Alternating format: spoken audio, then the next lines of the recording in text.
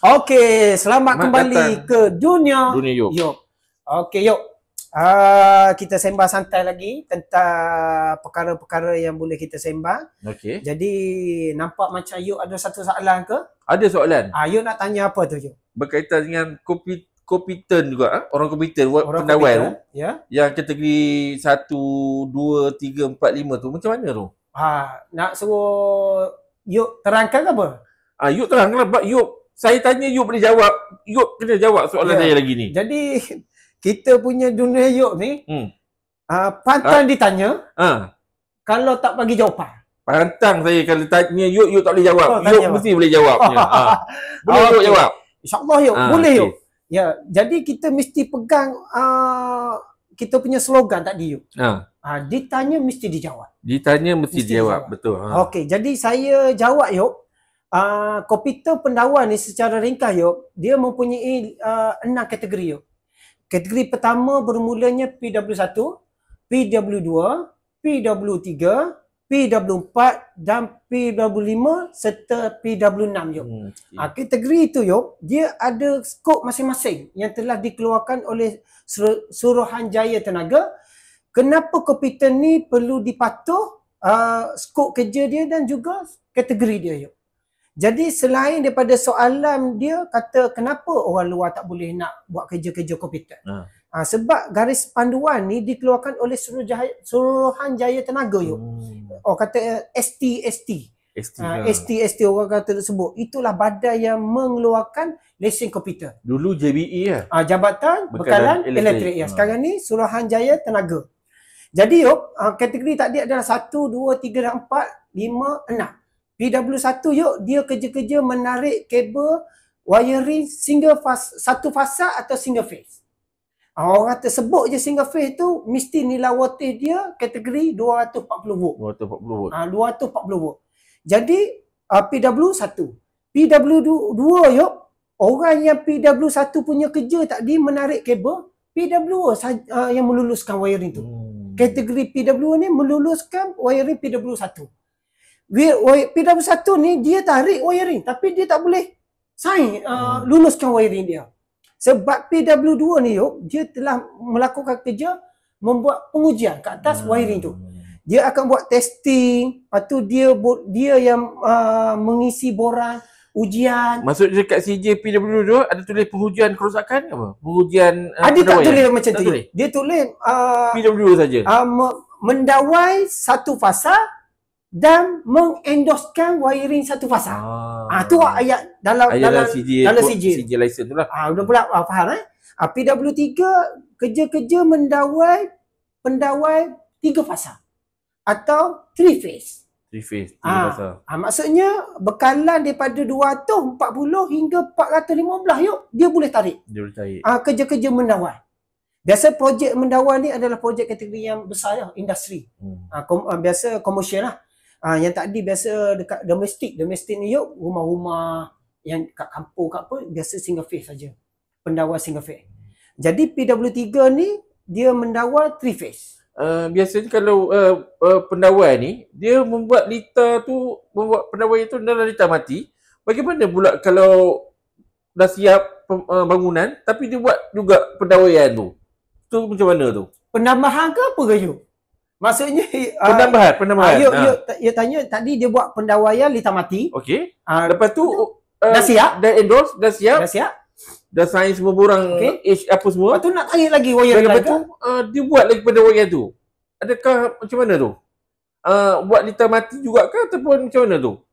Dia tarik mesti lita mati Yuk. Lita matilah. Apabila dia tarik lita mati, wiring tu sebelum masuk bekalan, dia mesti kena luluskan wiring tu dulu. Okey. Maksud lulus tu Yuk, selamat menggunakan wiring tu Yuk.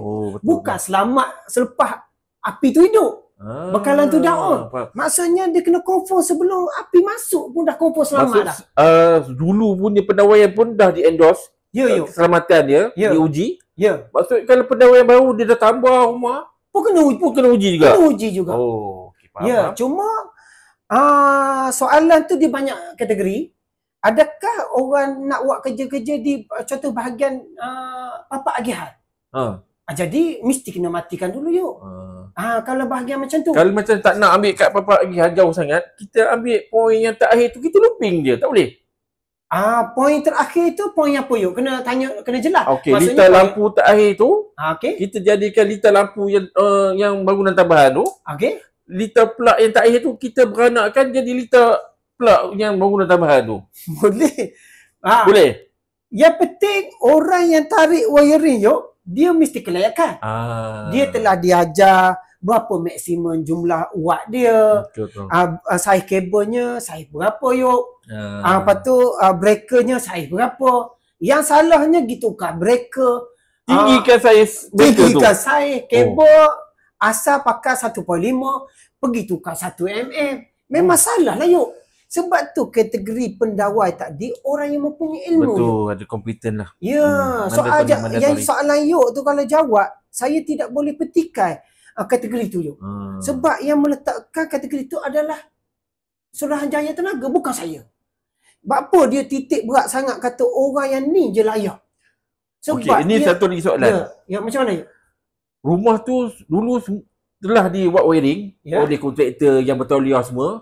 Lepas tu anak beliau belajar pada AKM, dah ada CJ AKM. Lepas tu dia buat pendawai baru dekat rumah tu. Kategori wayar anak tu ada PW2. Adakah anak dia layak membuat pendawai baru di rumah dia sendiri? Betul yuk. Kerja-kerja penambahan. Tapi anak dia yang tarik. Betul tak yuk? Jadi kalau nak ikutkan yuk, dia mesti mempunyai pendaftaran lesen persendirian atau di bawah lantikan kontraktor pendawai. Maksudnya dia tak boleh juga buat kerja walaupun dia pandai buat wiring tu tadi. Ada lesen tu tadi. Dia just yuk dapat lesen.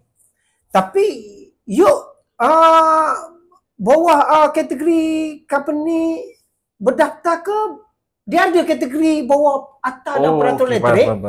Kita mesti kena submit kita pendaftaran lesen persendirian yuk. Jadi kalau lesen yang kontraktor elektrik ni yuk, memang dia register yuk. Sebab dia nak jadikan syarikat kontraktor elektrik yang bertauliah. Betul lah yuk. Jadi nanti kita buka lagi peraturan atas nanti ke depan yuk, bawah peraturan. Ada lesen dia tu ada dipanggil kategori lesen pendaftaran persendirian.